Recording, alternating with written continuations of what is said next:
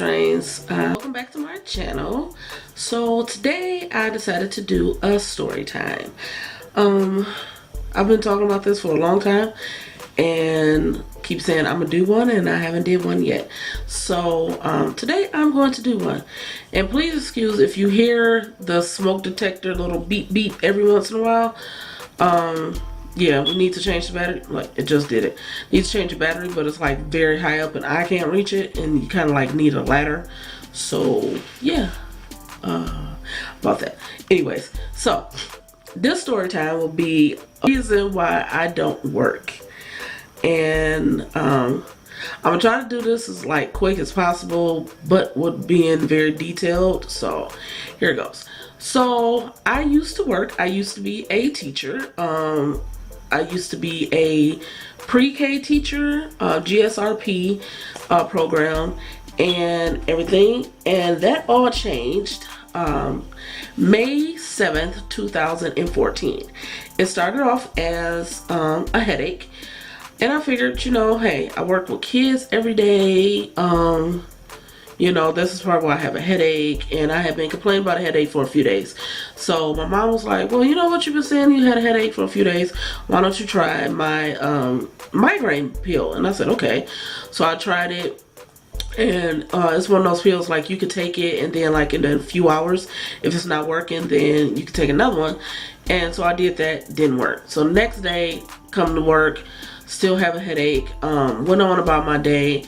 I was leaving to go home, and I got to the corner and I couldn't remember how to get home per se. Like, I didn't remember the steps to get there. I couldn't remember if I was supposed to go left, right, whatever. So thankfully the Holy Spirit was like, call your mother. So I called my mom, and you know, a parent always knows, like, I guess she could sense in my voice that something wasn't right. And so I told her, and she was like, okay, I'm gonna come and get you. And she came and got me, took me to the hospital, and you know, you have to sign a consent, you know, for them to treat you. And I did that. I was going to sign it. However, I couldn't remember how to sign my name. And like, that freaked me out. And I'm like, okay, like, it's like my brain could not communicate with my hand to write out the letters of my name. So, I guess the nurse was like, oh, it's okay, you know. And I guess like my mom had to help me sign it. Now I will say, certain parts of this story I do not remember personally. I'm going by what my mom said, because thankfully she was always there with me whenever something happened. So a lot of stuff I'm going by what I was told. So back to the story.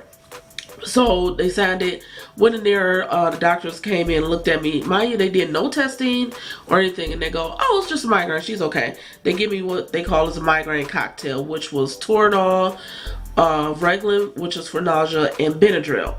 And anybody knows, if you get Benadryl in through your vein, through an IV, that's going to make you very sleepy. So they gave me that, and they're like, oh, okay, she's fine, send me home. So the next day, which was, I believe this day was May 7th. I went to work, and I'm out in the big courtyard. We're playing with our kids, and I just started to not feel right. Like the left side of my body got like really like fatigued and heavy. And I told my coworker that I was with at the time, I was like, okay, I think I need to go to the office, you know, or try to get something like some Tylenol or something. I don't feel good. And of course I can't see myself, so I don't know what I look like. And I remember my coworker looking at me, and she's like, okay, wait, but sit down. And I'm like, what? And you know, I'm always one, I worry about everybody else, so I don't want my kids to freak out. You know, my son was like right across the way in another classroom, and so I was like, I don't want him to see me. So I'm still trying to play with my kids, but I'm like kind of freaking out, because I'm like, I don't know what's going on. And so they walkie for, you know, my boss and everything to come down. They cleared all the kids out. And I remember them talking. They're like, you know, she just doesn't look right. So they called EMS. This day again, my mom was like less than 5 minutes away. So they called my mom. And they come, the EMS, they come and they're like assessing me and everything, and he's like asking me all these questions, you know, what's your name, what's your birth date, blah blah blah. In my head, I'm repeating all of this stuff. I'm like, wait, this is your name, your birthday is September 29th. Like, I'm saying all this stuff, but I couldn't verbalize it. And one thing that I vividly remember him saying is, what day of the week is it? And I can remember the day of the week, but I can remember to say that it was pizza day. And now that I think back and I can remember, I remember that pizza day was on Wednesdays at my job. So when he said that, he was like, oh, okay, yeah. So he goes over and he's like talking, he's saying stuff to my mom. They're like, all right, we're gonna take her in. So they take me in, they're like giving me, you know, medicine or whatever, saline, whatever they give you to keep you hydrated. And they take me in through the trauma doors and stuff, because I came in through an ambulance. And literally the doctor walked in, didn't even come into the room, didn't speak to me, didn't speak to my mom. She said he came into the doorway, looked at me and said, oh, she's just had a migraine, send her home. My mom went off. And she's like, excuse me, blah, blah, blah. So, needless to say, because I went to the hospital from my job, I couldn't go back to work until I got a clearance saying that, you know, I was healthy or whatever and everything's okay. So, this began the long process of the testings. So, I think this is around the time I, like, was going to my neurologist, and he was doing tests. He didn't see anything. And the way to describe the pain that I feel in my head, if you can imagine a bald eagle sitting on your skull with its claws like digging like in your skull, that is what I feel literally every day. And it's always localized on the left side. Every once in a while I will get a pain on the right side of my head, but 95% of the time it's always on the left side, like right in the temple, right back here. So I'm kind of condensed everything. So they did multiple spinal taps, because I would go to the ER like crying in pain, like I don't know what's wrong, this pain hurts. And finally I went to the ER one time, and they asked, have I ever had my spinal level fluid tested? And my mom was like, yes, one time when I was, I guess like 2 or something, they thought I had meningitis. So they did that. Those things hurt. Spinal taps hurt. Like there's no preparation for it. They like kind of numb you a little bit, do it right there, like in the ER or whatever. The crap hurts. So I've had a total of 5, one in which they actually like nicked a nerve or something, and like I could not move or walk for 3 days. My levels were high, but they weren't like, they said they weren't dangerously high, but they were high. I'm like, okay, is that a good, that's not a good thing. I don't think they should be high. So my levels were high. I've had, I don't know how many like not bone, like MRIs, CAT scans, MRAs, like EEGs, EMGs. My God, I've had the little thing where they put all the little things above your head. I'm actually gonna link a video to one of the seizures that I had, so you can see what it was like. So with the seizure, the first time I had one, I used to always, like years and years ago, I would always get like this weird twitch in my neck. And I always just thought it was like stress related or something.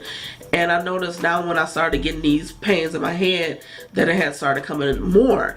And when the pains in my head get really, really bad, my left eye gets very droopy, like it almost closes. And so one day I was taking care of some business. I just didn't feel well. My vision was very, very blurry. And the lady that I was with that day, she was like, okay, wait, you need to go home. I was like up the street from my house, like less than 5 minutes away. So I'm driving, my vision's getting blurry. I'm praying like, okay, Lord, just get me to my house. So as I'm like coming around the corner to pull in my driveway, my neck starts twitching very bad. And I pull in the driveway and I couldn't get out, so I blow the horn. And my mom said that my brother ran in and came and got her and told her like I fell or something. Now my brother has cerebral palsy. He is verbal and everything, but of course he's like cognitively delayed and stuff. So he knew something was wrong, so that's why he went and got my mom. And so she came out there and she said that like my neck was twitching like really, really hard, and you'll see in the video like what it looks like. She said my neck was twitching very hard. She couldn't get me out the car. Now, when I have these episodes, I can't talk, but I can hear everything somebody has said to me. And like, if you tell me to, like, you know, okay, I need you to stand up or do something, I can do that. It only affects like the upper half of me. So my neck twitches and my arms like kind of lock up. So she said she was like bear hugging me, and at that time I had like a 92 Bonneville, so that's like an old school car. And she said I was like rocking that car back and forth like that violently. So she was like bear hugging me. She called 911. Excuse me, my nose is like stuffed up. So she called 911. They came, they saw me, and she said they told her that they needed to call a life support bus. I guess there's different ambulances. I never knew this. Okay, so they called a different ambulance. I remember them trying to get me out the car, put me on a gurney. They ended up having to give me medicine to stop it. And I get there, you know, they put me in a room or whatever. So I don't know what time it is, because after these happen, it usually takes me a while, like before I can start talking. And usually if the episode is really, really bad, I will fall asleep instantly. And my mom said one time it happened, like the second or third time it happened, I like fell asleep, and I was like literally asleep for like 5 or 6 hours. I don't remember these things. I just remember it happening.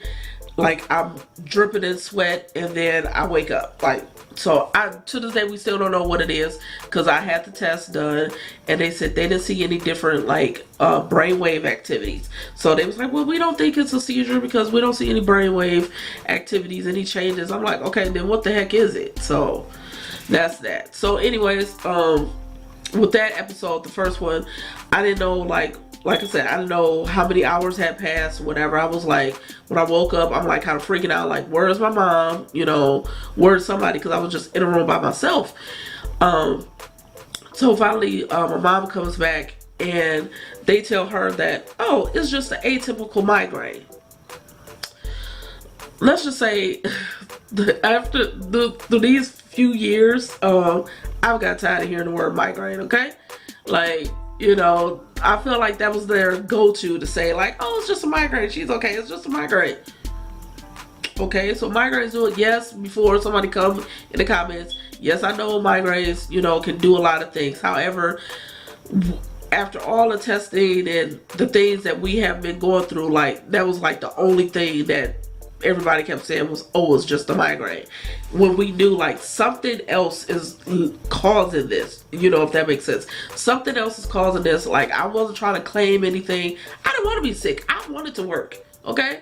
I wanted to still have my apartment. I didn't want to have to move back home with my parents, none of that. I wanted to do all of this, and you know, whatever this is came in and like wreck shopped in my life. So I'm just like, somebody gonna give us an answer. I've been out to U of M to see an eye doctor because they were concerned like what was going on with my eyes. I went to the MIND, which is the Michigan Institute for Neurological Disorders. It got to the point where my doctor was just flat out was like, I don't know what's wrong. He's giving me like the nerve block shot to try to block the nerve back here. That didn't work, and to this day it still hurts. Like, whenever I get a really bad headache, it still hurts. I've had cortisone shots back there. They tried every single medicine. One medicine literally made my throat close. Had to go to the hospital. Another one, I was covered in hives like for 2 weeks. That's irritating. Can you imagine just be covered in irritating?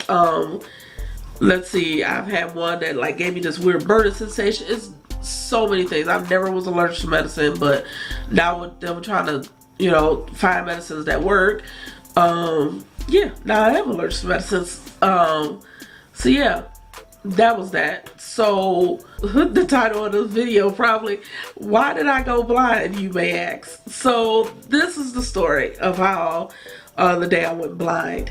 So I was at church. we had to do a little skit for something. So we did the little skit. I had a headache that morning. Ever since this started back in 2014, there has probably been a good, I want to say month, probably 2 months, I'll give it 2 months, that I have not had a crippling headache. Now mind you, I have a headache every single day, but a crippling headache, I've probably went a good 2 months without one. So that day I woke up, had a headache, came, did the skit, sitting in the pews, you know, enjoying church service and everything, and my vision starts to get real blurry. So I'm sitting there and I'm like, oh goodness, you know, I'm squinting and everything.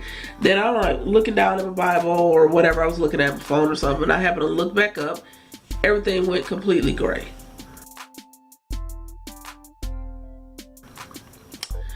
And I was like, okay, this is different. And my friend, she was sitting next to me, and I remember either tapping her or something. I think I tapped her, and I said, I need to go to the hospital. And I know how my church was at that time. Like, if I didn't need a whole bunch of people like coming and, you know, everybody getting all worked up and everything. I said, I need to go to the hospital because I can't see. And she's like, oh, what? I'm like, shh. Now I have been at that church since I was like 17. Yeah, about 15 some years. So I have been at the church for a long time, so I knew how to get around the church. So I was like, just walk me to the nursery where my mom was at, so I can tell her I need to go to the hospital. So she walks me back there, and they're like freaking out. And I don't know, somebody got word to my first lady, which is my godmom, and I can laugh about it now, but at this time I was terrified because I still couldn't really see anything, but I was starting to being able to see just shapes. So I see this figure walking towards me, and this figure has on all white.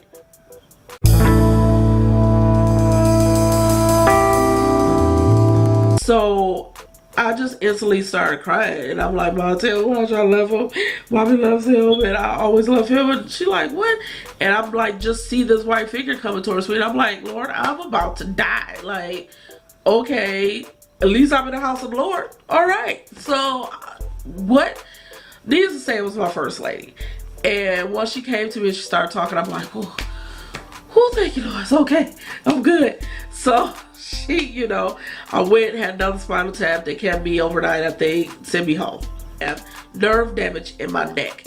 So we're almost certain that the nerve damage in my neck is contributing to the pain in my head because it's all on the left side. And so we're like super happy about that because he did tests and he diagnosed me with chronic everyday headaches and cluster migraines. Fun, right? So yeah, but that is why I do not work, because after all the testing and everything, I had to go through the whole process, and they determined that based on the type of work that I used to do, I wouldn't be able to do that because I would probably be taking more days off than I would be at work. So that's that. So not tell all my business, but I had to, you know, be on disability or whatever. So yes, that's why I don't work, and I am a stay-at-home mom and small YouTuber, which I don't get paid for yet. Yeah. So another question that people ask me all the time: why did I cut all my hair off? I will insert a picture of what I looked like before I cut all my hair. So yes, I had a ton of hair, okay? In the midst of all this, because of the pain that I was feeling every day, it got to the point that I could not take care of my hair. Literally just to wash my hair or brush my hair caused me intense pain. Some days I still, like, it hurts to like touch my face or anything. It feels like Freddy Krueger is just going like shh across my face whenever I touch my face, or still, even with my hair being as short as it is, washing my hair, like, I have to plan and be like, okay, let me take my medicine down so when I wash my head, it won't, you know, I won't be in so much pain. Or I have to take my medicine before I go get my hair cut. So that's why I cut all my hair off. So I cut all my hair off because it just, it wasn't benefiting me. And I was like, do I just let it all break off, or do I cut it now and I donate it to somebody who, you know, needs hair more than me? And that's what I did. I donated to a foundation called Beautiful Lengths, which is through Pantene, if I'm not mistaken. Reason being is because I did some research and I heard that Locks of Love and stuff, they charge people almost like $5,000 for wigs. And these people are going through enough where they don't have $5 grand, you know, to get a wig for their child or for themselves. And after I researched Pantene, theirs were like a lot cheaper, or if not free, for the people. So I ended up donating a total of, I want to say, 4 whole ponytails. I cut off 6 and I donated 4 because it has to be at least 10 inches. So that's why I cut my hair. That's why I keep it short. Before my daddy passed, she used to always ask, "Wait, when you gonna grow your hair back?" And I said, "Daddy, when all this is over and done with, I will grow my hair back. I will." But then I started thinking about it. I've literally had hair since birth. I think I have a baby picture of myself. So I'm gonna show you that baby picture. Like, I've had a ton of hair my whole entire life. I was just like, you know what, let's just cut it all. And we cut it. I have yet to completely buzz my head. I went like super low and I almost had waves. They was popping for like a week. And then my hair was like, no ma'am, no, we want to be curly. And so it curled back up. That's that. That's the reason as to why I keep my hair short. And I actually love it. It's so easy. That, in a nutshell, is what my issue is, why I do not work, and the story time of when I went blind and why I cut my hair. All those wrapped up to one. And I mean, they all tie in together. Like, that's why I don't work, why I cut my hair. I went blind because of this. I mean, I don't know what else to say. That's just what it is.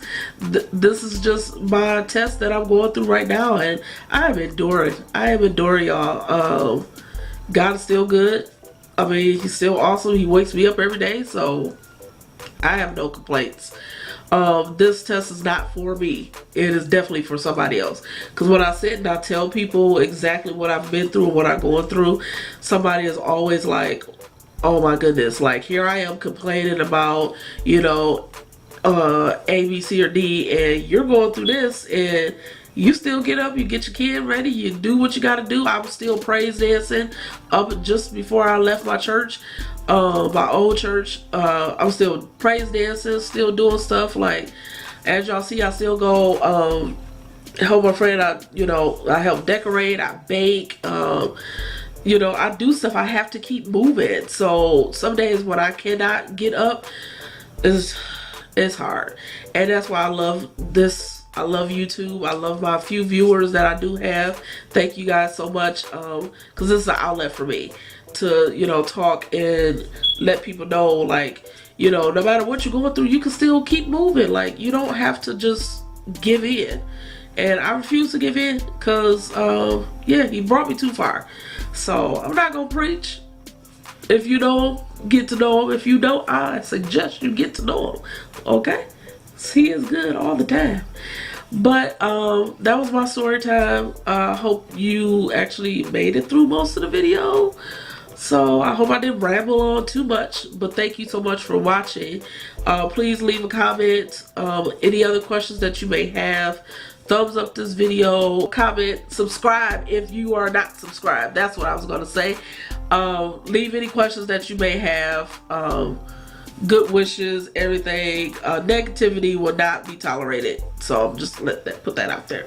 But I will see you guys in my next video. So until then, I'll see you when I see you, which will be in a minute. Bye.